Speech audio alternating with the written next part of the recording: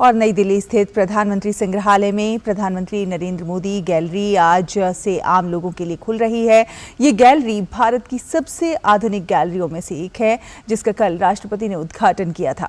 यहाँ पीएम मोदी के जीवन को चित्रित करने के साथ साथ उनके द्वारा किए गए विकास कार्यों की भी सटीक जानकारी डिजिटल तरीके से दी गई है।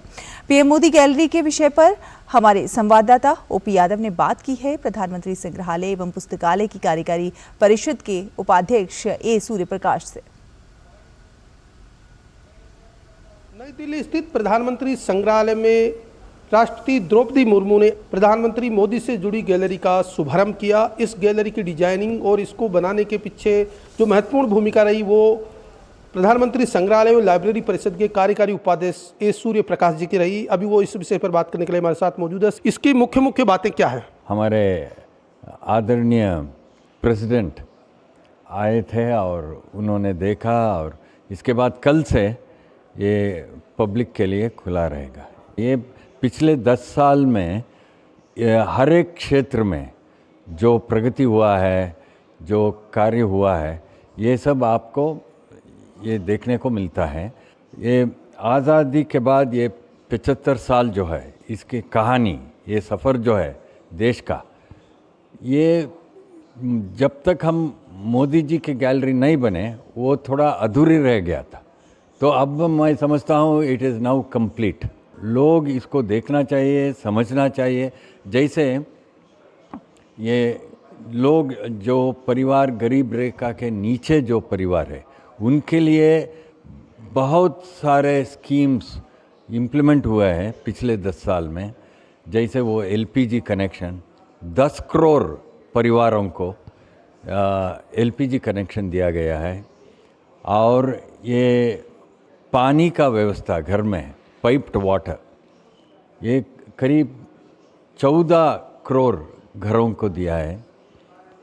और ये सब जो सोशल सेक्टर में काम, वो आपको देखने को मिलेगा। दूसरी बात ये है कि आप फॉरेन रिलेशंस और मोदी जी का जो संपर्क रहा है अंतर्राष्ट्रीय क्षेत्र में, top leaders of the world. और ऐसे ही आप पर्यावरण लीजिए और विकास, ऐसे अन्य ये गैलरीज है यहाँ। मोदी जी के प्रारंभिक जीवन से लेकर प्रधानमंत्री बनने तक की जो जर्नी है उसको भी आपने बेहतरीन तरीके से रेखांकित किया है। फ्रॉम हिज चाइल्डहुड, उसके बाद उनके यूथ के समय, उनका स्कूलिंग, उसके बाद और परिवार के आर्थिक परिस्थिति बहुत कठिन थे, तो वहाँ से शुरू होता है कहानी। Then in the youth, then 1970s में जब इमरजेंसी लागू हुआ, उसके बाद भारतीय जनता पार्टी में इनके जिम्मेदारियाँ जो ली और मुख्यमंत्री बने, अब बाद में प्रधानमंत्री। ये पूरा सिलसिला जो है आप इसमें इन सेगमेंट्स आप देख सकते हैं। इस कॉन्सेप्ट को डिजाइन करने में और कितने समय में पूरा हुआ? पूरा संग्रहालय 4 साल लगा है। और ये मोदी गैलरी जो है इसमें करीब 1 साल का समय ये लगा इसमें। ये गैलरी देखने के बाद एक नए भारत का स्वरूप, आप एक मिनी इंडिया का स्वरूप, एक विकसित भारत की संकल्पना इसी गैलरी से देख सकते हैं। तो कितना महत्वपूर्ण है? एब्सोल्युटली। ये नया भारत हम बोलते हैं ना, आप ये मोदी जी के गैलरी आप आके देखें तो आपको मालूम होगा कि ये नया भारत क्या है।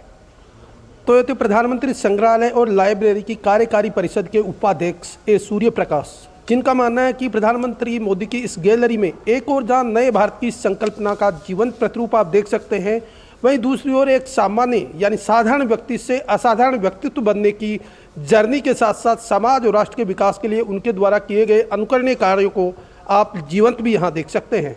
मेरे सहयोगी कैमरामैन विनय तिवारी के साथ मैं OP Yadav, DD news, Delhi.